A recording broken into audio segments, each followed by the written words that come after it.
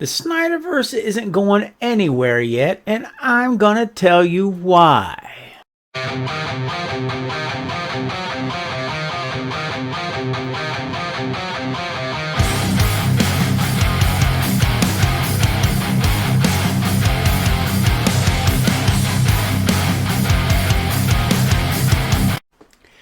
Hello and welcome to the show. As you can tell by the title of today's show, I'm going to talk about this guy, Zack Snyder. Again, or more specifically, what has become known as the Snyderverse. As far as most are concerned, it ended on March 18th of 2021 when he finally was able to release his version of the Justice League. A film that many DC fans consider to be a masterpiece. A brilliant piece of work that seemed like a true comic book movie come to life. A film that left many wanting more. Now, true, there are many of those that disagree with those opinions, and that's okay. It's normal. It's called personal choice, and that's being human. To put things into perspective, the more recent Deadpool Wolverine movie has made well over $1 billion so far. And with digital and Blu-ray sales, hell, it could very well reach $1.5 billion. Well, I didn't care for it much, and I'm not alone. I went to see it for two reasons. To see Hugh Jackman once again as Logan, and more importantly for me anyways, to see Wesley Snipes return as Blade. Which, if I may inject my own opinion here, and I'm going to because, well, hell, it's my own show, is the reason the Blade reboot film has been delayed. Yet again. As Snipes said in the film, there's only one Blade. And apparently Feige must think so too, because it didn't take long for him to shut down the new Blade production. Snipes can still pull it off. They brought Jackman back, so why not Snipes? Look, the point I'm trying to make here is opinions vary, blah, blah, blah, yada, yada. And people are passionate about their heroes. So not everyone is going to agree on who should direct, write, and or play them on television or in the theater. The viewing public has varied tastes, as it should, because if it didn't, movies and television would be, well, freaking boring. And a lot of it has become just that, freaking boring. Too many TV shows and too many films do nothing but simply copy one another over and over again. That's why Marvel films became repetitive and dull, as did DC films for trying to copy them. Which I might add is why I'm concerned about the direction DC is going in by bringing one of the most popular and successful MCU directors over to completely control DC Studios. I fear it will simply become an MCU version of comic book heroes dressed in DC hero clothing. Now, before the gun babies start nailing me to the YouTube cross, I'm not saying that I want Gunn or DC to fail for the 1000th time. I simply worry that it will fail. If it doesn't, great for DC and DC fans. But if it doesn't, then what? You see, Superman needs to hit and hit big. If the film doesn't make over $900 million, it will be considered a failure in many people's eyes.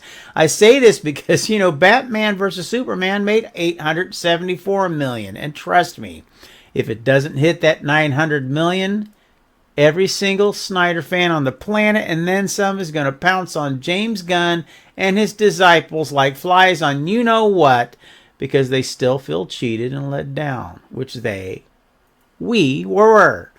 Now, will that be James Gunn's fault? No, it won't be. Not all of it anyways, but he is the current DC golden child of choice for the moment. So he, like Zack Snyder before him, will receive all the blame. And also, like Snyder before him, WB will be more than happy to let him take it all. And this, my friends, is why in the minds and social media accounts of thousands is one of the reasons why the Snyderverse lives on. The Snyder haters, the gun babies, can say that it's done, gone, over with, never to be seen again all they want. That's because they want it to be.